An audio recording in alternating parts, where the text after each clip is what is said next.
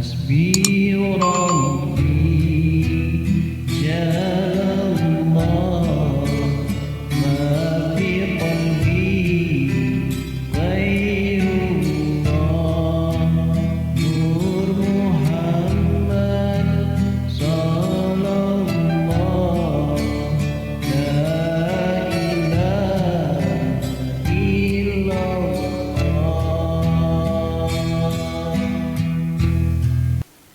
Bismillahirrahmanirrahim. Assalamualaikum warahmatullahi wabarakatuh.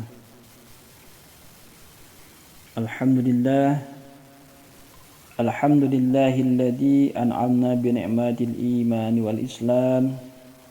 Wassalatu wassalamu ala Muhammadin wa ala alihi wa ashabihi ajma'in. Asyhadu an la ilaha illallah rabbul alamin. Wa asyhadu anna Muhammadar Rasulullah khatimin nabiyyin, amma ba'du. Ayuhal hadirun rahimakumullah. Alhamdulillah, puji dan syukur mari kita panjatkan kehadirat Ilahi Rabbi, yang mana pada kesempatan yang berbahagia ini kita telah banyak diberikan curahan karunia rahmat dari Allah Subhanahu wa taala, yang diantaranya adalah nikmat iman, nikmat Islam, nikmat sehat wal afiat, nikmat imdad dan nikmat izad. Salawat beserta salam kita curahkan kepada junjunan alam habibina wa syafi'ina wa maulana Muhammad wassalim radhiyallahu, dan kepada seluruh keluarganya, kepada para sahabatnya dan umat-umatnya sampai akhir zaman. Mudah-mudahan kita semua menjadi umatnya Nabi Muhammad SAW dan mendapat syafaat dari beliau SAW. Hadirin rahimakumullah, kita memohon kepada Allah, mudah-mudahan kita diberikan taufik serta hidayah dan inayahnya, agar kita bisa melakukan kewajiban dan tugas dari Allah Subhanahu wa taala beserta sunnah Rasulullah SAW, untuk bisa melaksanakan amalan tersebut dengan ikhlas karena Allah, sehingga apa yang diharapkan oleh Allah menjadi wujud kenyataan dalam kehidupan beribadah kita semua. Amin ya rabbal alamin. Jamaah rahimakumullah, alhamdulillah telah sampai kepada kajian hikmah yang ke-11 kitab Al-Hikam Ibnu Athaillah Al-Iskandari, yang sebelumnya di hikmah 10 Ibnu Athaillah mengatakan al-amalu nusurun qa'imah wa arwahuha wujudu sirri ikhlas biha. Jadi hikmah ke-11 ini adalah sambungan dari hikmah yang ke-10, di mana kemarin Ibnu Athaillah menyampaikan kepada kita bahwa amal itu adalah suwarun qaimah. Jadi adalah kerangka atau badan yang tegap. Wa arwahuha, sementara ruhnya adalah wujudu sirri ikhlas, yaitu keikhlasan yang sir. Jadi cahaya keikhlasan atas amal yang kita lakukan, yang mana kita kemarin membahas ada tingkatan daripada ikhlas, dan kita mereview kemarin sudah sampai mana tingkat keikhlasan yang kita lakukan, yang diantaranya yang pertama adalah tingkatan awam atau umum, kemudian yang kedua adalah tingkatan khas, yang ketiga adalah tingkatan khasil khas, ya, di mana tingkatan awam ini kita beribadah dengan ikhlas kepada Allah, tapi kita masih berharap terhadap balasan Allah di dunia dan balasan Allah di akhirat. Kemudian tingkatan khusus atau disebut juga tingkatan abrar, nah itu kita berharap untuk diberikan Allah keselamatan akhirat. Kemudian di tingkatan muqarrabin atau tingkatan khasil khas, yaitu pada tingkatan ini atau maqam muqarrabin ini, seseorang itu sudah tidak berharap lagi, melainkan harapannya adalah hanya kepada Allah. Karena bagi pada maqam ini, ya, derajat khasil khas ini semata-mata memantapkan diri kepada Allah, karena Allah, dan menghamba sebagai hambanya Allah. Karena surga adalah makhluk dan neraka adalah makhluk. Jadi yang mereka harapkan adalah bertemu dengan pemilik daripada makhluk, yaitu Allah Subhanahu wa ta'ala. Nah, di hikmah yang ke-11 ini, ya, Ibnu Athaillah berkata, idfin wujudaka fil ardil humul famanabata mimma lam yudfan la yutimu natajuhu. Jadi kata Ibnu Athaillah, idfin wujudaka fil ardil humul, kuburlah wujudmu. Di sini maksudnya wujud itu adalah wujud daripada amal. Ketika kita ada ego dalam beramal atau eksistensi dalam beramal tersebut, ya, dikuburnya dalam apa? Di dalam bumi yang humul, kerendahan atau ketiadaan atau tidak tampak, ya. Jadi dikubur di bumi tapi tidak tampak di permukaan, seperti itu, tidak kelihatan. Kata Ibnu Athaillah, pamanabatan malam yudfan, maka segala yang tumbuh namun tidak ditanam, la yatimu natajuhu, jadi tidak akan sempurna buahnya. Nah, ini tadi yang dimaksud dengan amal yang ikhlas di hikmah ke-10, ya. Di sini Ibnu Athaillah menyambungkan bahwa ketika kita sudah bisa beramal atau berbuat amal yang ikhlas, nah, janganlah kita membicarakan amal tersebut, tapi tutupilah amalan tersebut sebagaimana kita menutupi aib kita. Nggak diberitakan, nggak dikasih tahu orang lain. Cukup kita dan Allah yang tahu. Seperti itu. Nah, penjelasan atau syarahnya adalah secara bahasa al-humul artinya adalah kosong, lemah, bodoh. Ya, tidak aktif atau tidak dikenal. Tapi maksud di sini humul yaitu Ibnu Athaillah memaknakan itu adalah kerendahan atau ketiadaan. Jadi tidak tampak. Ya, humul di sini jadi fil ardil humul artinya di dalam bumi, dan dari dalam bumi itu tidak tampak sama sekali di luar, tapi ada, berarti ada. Nah, itu diibaratkan seperti tanaman yang atau benih yang ditanam di dalam tanah. Ya, nanti kita akan berikan contohnya agar kita mudah-mudahan Allah beri kepahaman. Nah, sementara wujud dari ibadah yang sudah ikhlas, jangan kita ceritakan atau buka. Walaupun pada dasarnya sifat manusiawi bahwa ketika kita beramal itu ingin diakui, ingin dikenal, ingin masyhur, ingin terpandang, ingin paling hebat, arifin, kemudian paling jujur dan atau semisalnya daripada yang semisal dengan itu sifat daripada manusia.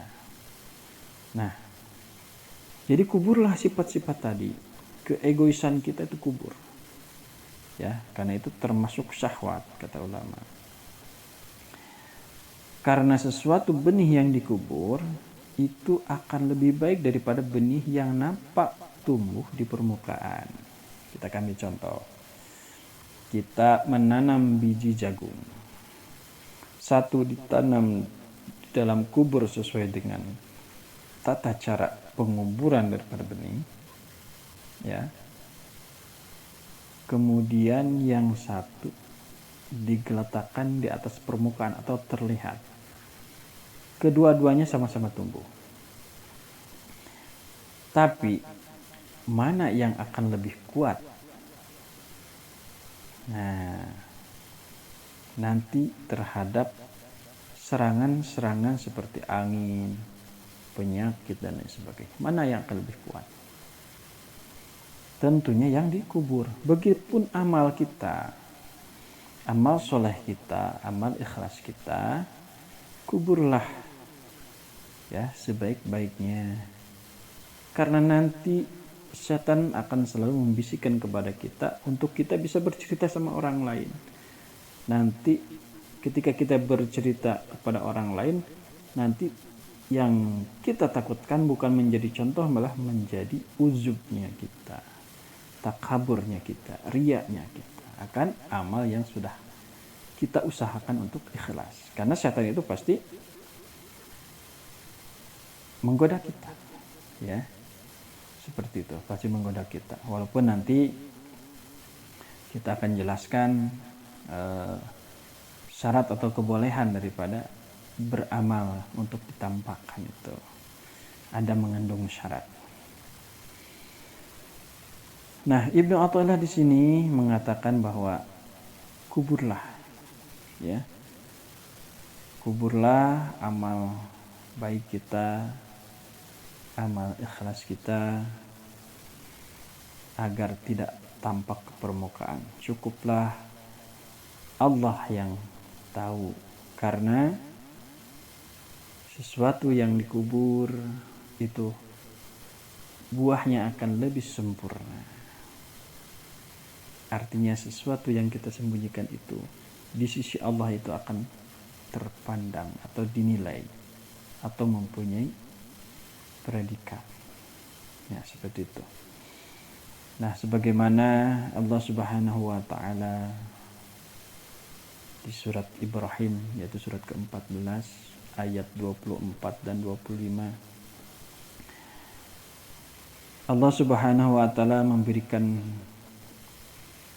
kepada kita pelajaran untuk kita berfikir, bertafakur akan apa yang telah Allah karuniakan atau Allah ciptakan untuk kita semua. Ya, sebagaimana ayat surat Ibrahim tersebut, di ayat surat ke-14 ayat 24 dan 25. A'udzu billahi minasyaitonir rajim. Alam tara kaifa daraballahu masalan kalimatan tayyibatan ka syajaratin tayyibatin asluha sabitun wa far'uha fis samaa'i.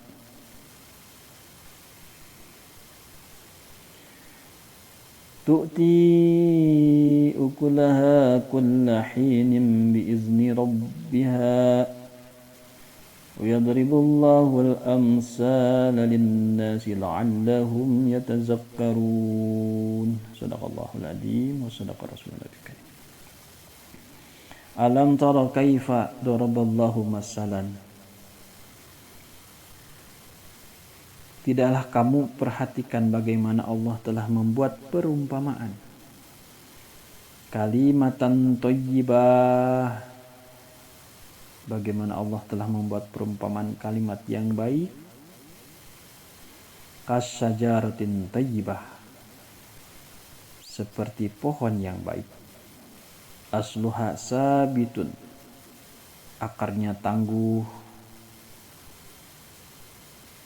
Wa far'uha fis samaa'i, dan cabangnya menjulang ke langit. Yaitu diumpamakan. Jadi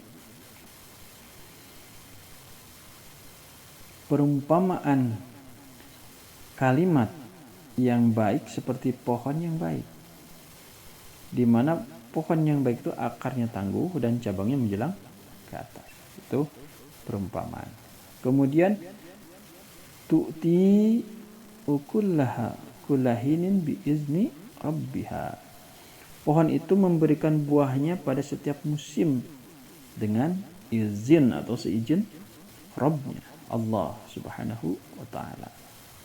Kemudian wa yadribullahu al-amsalu linnas. Kemudian Allah membuat perumpamaan-perumpamaan itu untuk manusia, la'allahum yatazakkarun, agar mereka selalu ingat, selalu berfikir, selalu bertafakur kepada Allah. Ya, memberikan perumpamaan seperti itu. Jadi maknanya wallahu a'lam bil murad, bahwa menurut tafsir Ibnu Katsir bahwa pohon yang dimaksud adalah pohon kurma. Ya, jadi pohon kurma di mana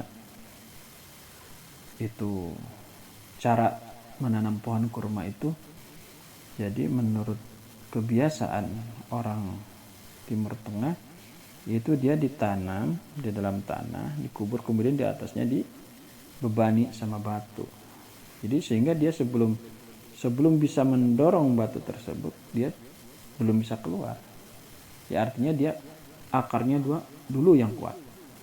Ya, karena kita ketahui bahwa di Timur Tengah itu ketika angin dan badai lain sebagainya itu akan langsung, ya, langsung, karena di sana itu kebanyakan perbukitan.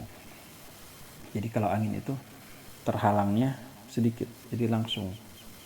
Nah, itu diumpamakan oleh Allah seperti itu.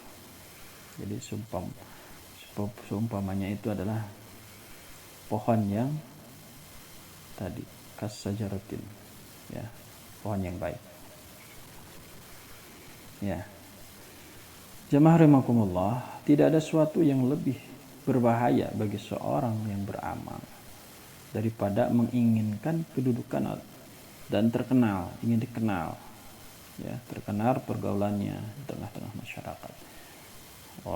Menjadi orang alim, menjadi orang bertakwa dan sebagainya, itu tadi berbahaya sebenarnya. Karena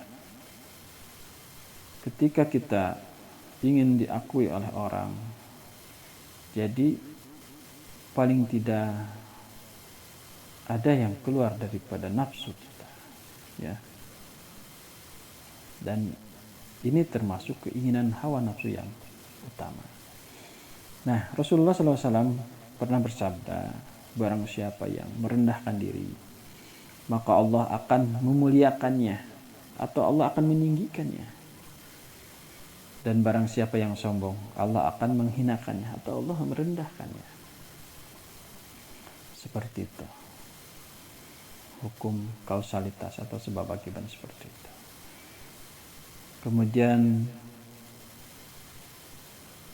seorang alif billah Ibrahim bin Adham radhiyallahu an berkata, tidak benar tujuan kepada Allah siapa yang ingin terkenal.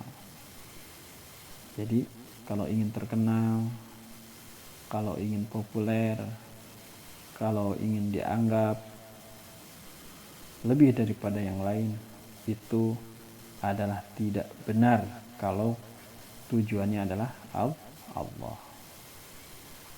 Jadi tidak termasuk amal ikhlas. Seperti itu. Kemudian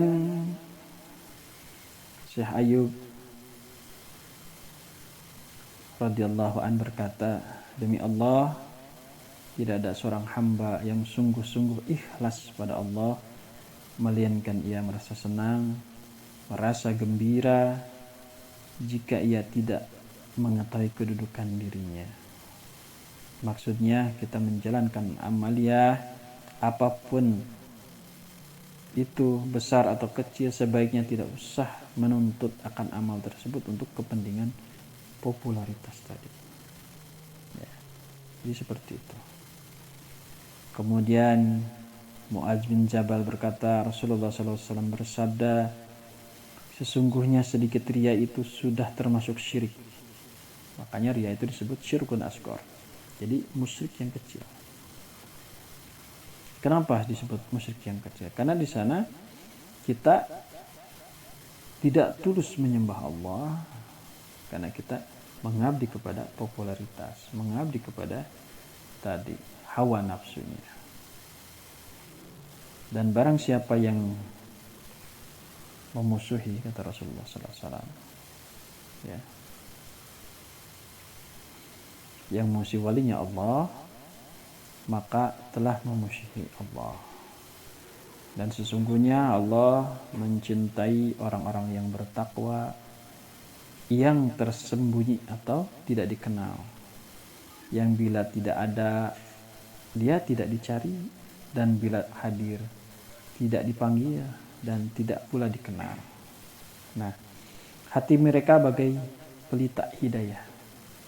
Mereka terhindar dari segala kegelapan dan kesukaran. Ya. Sementara amal ikhlas itu ya diperbolehkan atau ditampakkan dengan 2 syarat. Yang pertama yaitu untuk menjadi uswah hasanah, yaitu suri tauladan yang baik. Yang kedua, tidak merendahkan dan meninggikan sesuatu atau seseorang dengan amal tersebut. Nah, itu syarat daripada amal ikhlas yang boleh ditampakkan. Dengan syarat itu, contoh kita yang sederhana saja yang kita sering lakukan di setiap hari, yaitu sedekah. Ya. Nah, sedekah ini boleh ditampakkan. Contoh misalkan Masjid Al-Barakah sedang membangun masjid nih. Nah, kita mempunyai teman, terlihat dia adalah seorang yang kaya, ya. Tapi kayaknya kita tidak tahu, ya, apa dia itu dermawan atau tidak dermawannya. Nah, maka kita sebagai sahabat atau saudara, nah, memancing dengan atau mengajak dia dengan cara kita menampakkan amal kita. Ya, seperti itu. Misalkan kita insya Allah mau menyumbang 10 juta untuk pembangunan Masjid Al-Barakah. Nah, hal itu jika tanpa adanya tadi, ya, 2 syarat tadi, 1 menjadi uswah hasanah atau menjadi contoh yang baik atau teladan yang baik, dan 2 tidak merendahkan dan tidak meninggikan sesuatu atau seseorang, ya, dengan amal tersebut. Makanya kita niatnya harus benar dulu, baru kita mulai tampakkan. Karena di Al-Quran juga menjelaskan bahwa diperbolehkan itu sedekah dengan cara menampakkan, dan juga secara tersembunyi. Tapi yang utama adalah sedekah yang tersembunyi, ya. Jadi kita harus meyakini bahwa tetaplah yang lebih utama adalah tidak ditampakkan amal ibadah sunnah tersebut, ya, kecuali amalan yang wajib. Kalau amalan wajib itu mesti kita tampakkan. Nah, ditampakkan pun amal wajib itu dengan tidak ada ria, tidak ada uzub, tidak ada takabur, dan tidak ada kesombongan. Nah, itu yang bisa ditampakkan juga yang wajib itu. Tapi tadi syarat yang wajib pun tetap ditampakkan tanpa tadi, ya. Karena contoh aja kita sholat wajib, ya, kemudian haji dan umrah, zakat, itu harus diketahui orang lain, ya. Kemudian menikahkan, itu harus diketahui orang lain. Nah, seperti ibadah haji dan umrah kan kita nanti akan tampak. Kita belajar di kelompok bimbingan ibadah haji, kemudian kita ke Kemenang, ke Depag, ya. Kemudian nanti kita akan berangkatnya bareng-bareng, dan seperti itu. Jadi akan tampak, akan kelihatan orang. Nah, tapi sebenarnya ketika kita kelihatan orang itu, kita berusaha untuk tidak menjadi ria, ya, tidak menjadi sombong, tidak untuk kesombongan. kemudian tidak untuk uzub dan takabur, ya, karena setan itu bisa saja menggelincirkan daripada ibadah-ibadah yang kita tampakkan tersebut. Nah, bahkan yang tidak kita tampakkan pun setan itu selalu menggoda kita untuk menampakkan kepada orang, menceritakan, ya. Bahkan amal yang kita ceritakan itu kan bisa habis derajatnya di sisi Allah. Contoh seperti kita menyumbang tadi Masjid Al-Barokah, kemudian kita ceritakan, sebelum ketemu orang ceritakan, padahal Masjid Al-Barokahnya sudah selesai pembangunannya. Seperti itu. Jadi tidak usah, kalau sudah tidak selesai kan bukan untuk memancing lagi, merangsang mereka untuk berbuat baik seperti yang kita lakukan. Nah, sudah, kalau sudah selesai ya sudah. Seperti itu. Itu cara-cara kita belajar untuk menata keikhlasan pada setiap amal yang kita lakukan. Jamaah rahimakumullah, kita akan memberikan sebuah kisah yang mana kisah ini adalah mungkin sebuah kisah teladan, ya, yang perlu kita teladani, ya, dimana mungkin kita telah mengetahui cerita ini, ya, sebut saja ini cerita Uwais Al-Qarni.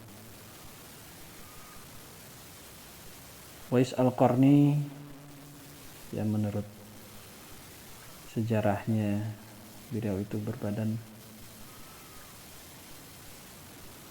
tidak tinggi dan tidak pendek, sedang, kemudian bidang.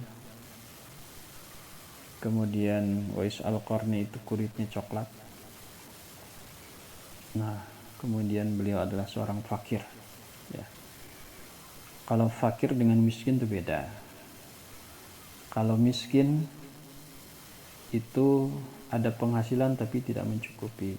Kalau fakir itu tidak ada penghasilan, ya. Nah, itu disebut fakir. Nah, Uwais Al-Qarni ini diceritakan oleh Rasulullah SAW, ya, bahkan Rasulullah SAW memerintahkan kepada baginda Sayyidina Ali radhiyallahu anhu dan Sayyidina Abu Bakar As-Siddiq radhiyallahu anhu, jika engkau nanti bertemu dengan Uwais Al-Qarni, maka mintalah kepada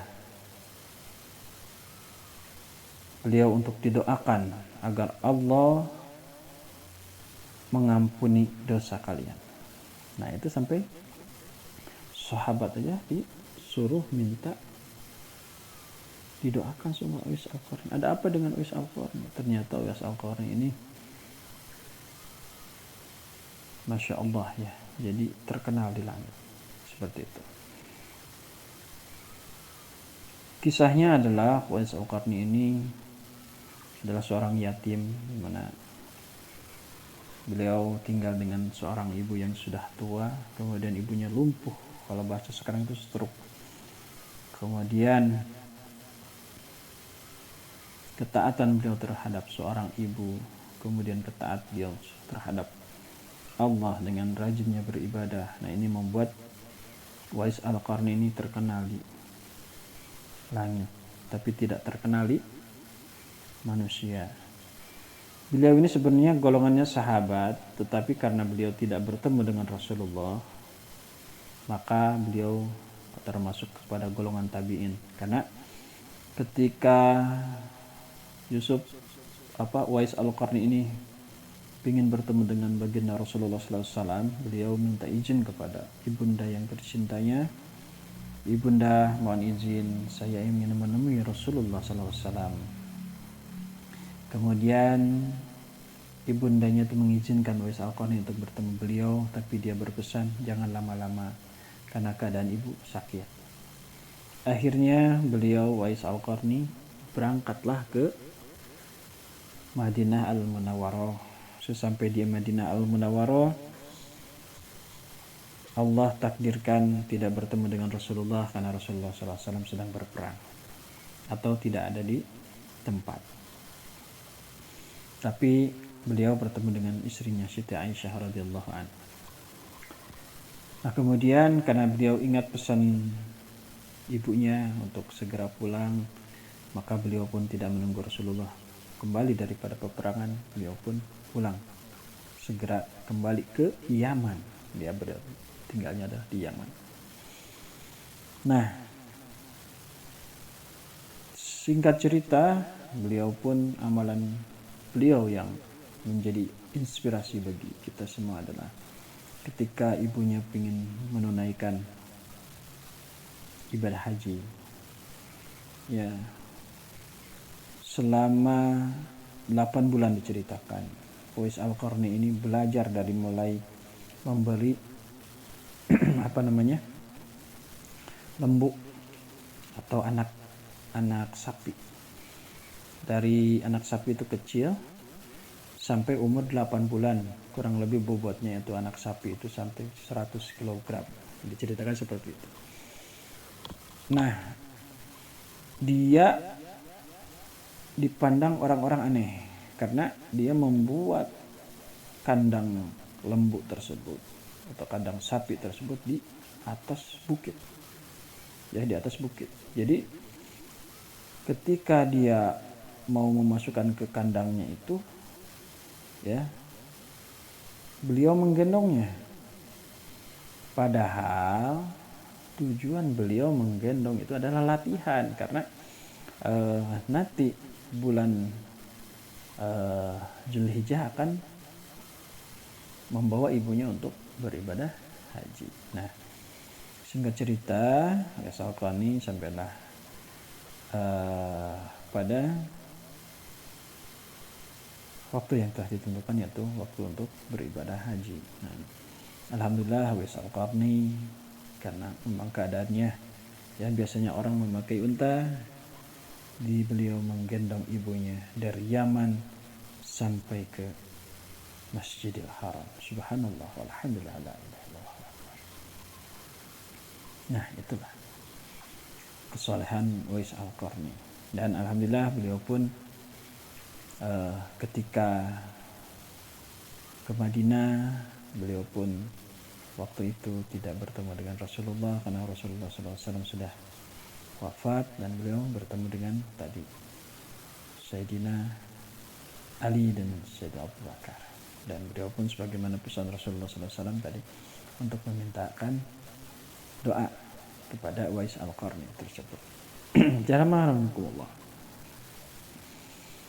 Kisah itu adalah bahwa sesungguhnya orang baik itu tidak harus dikenal orang, cukup Allah lah yang tahu.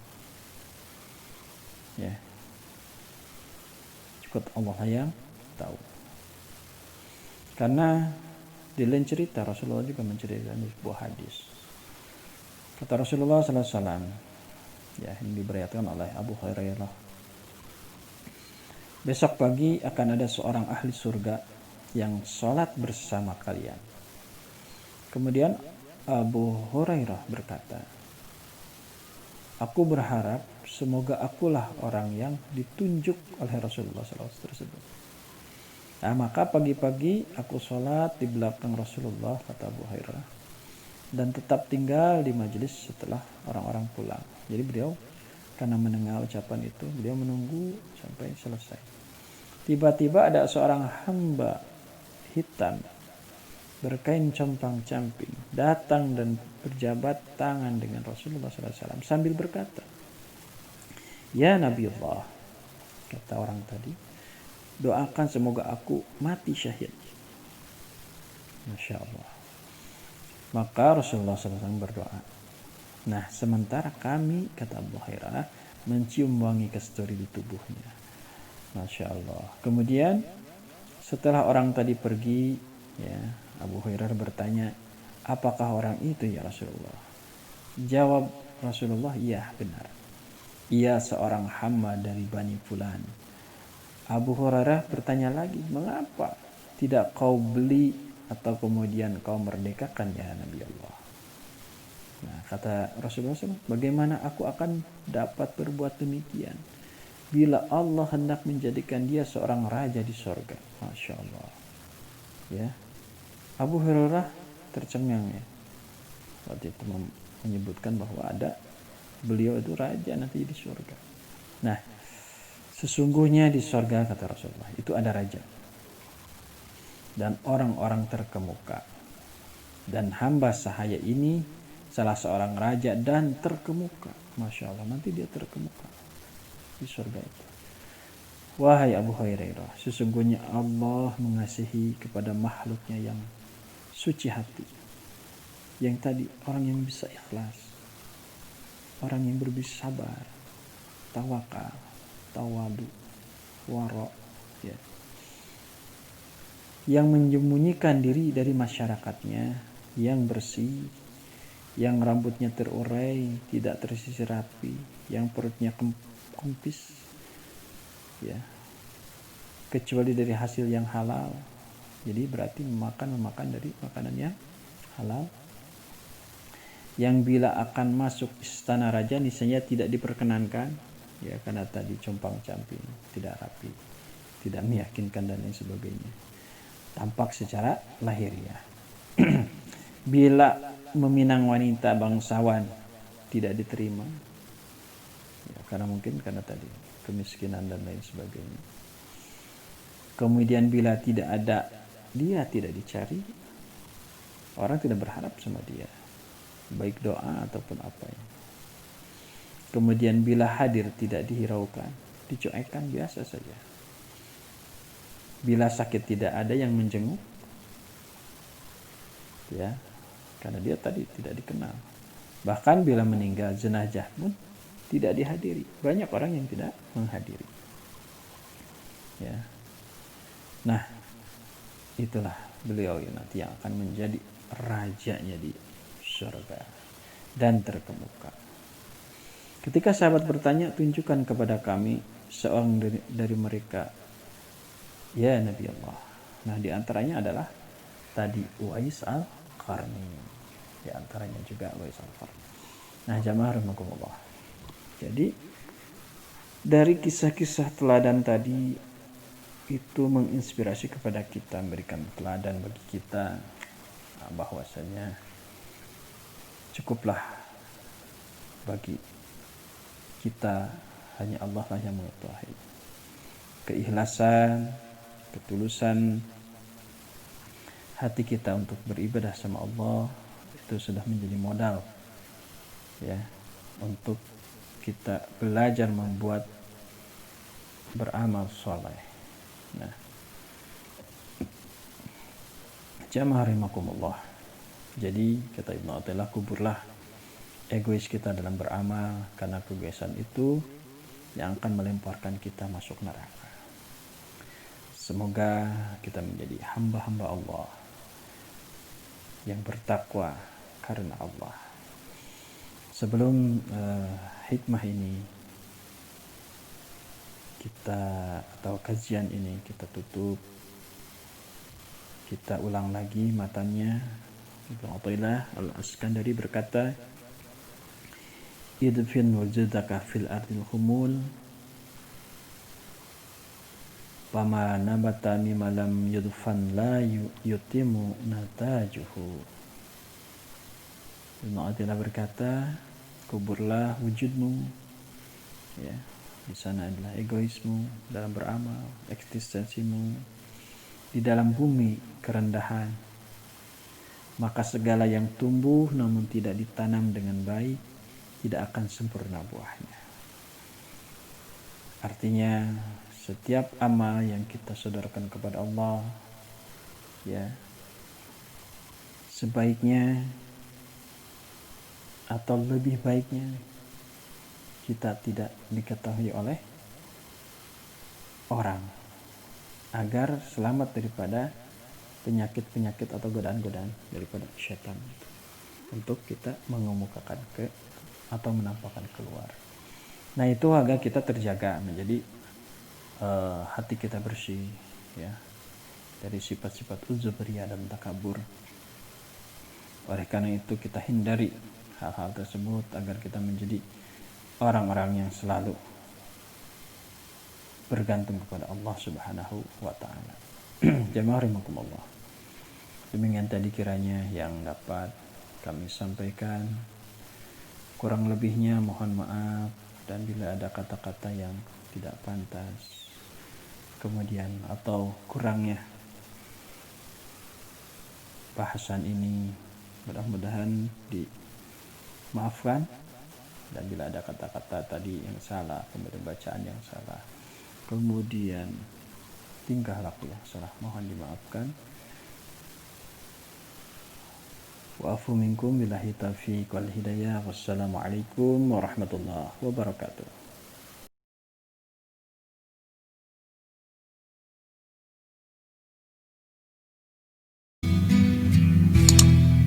Hasbi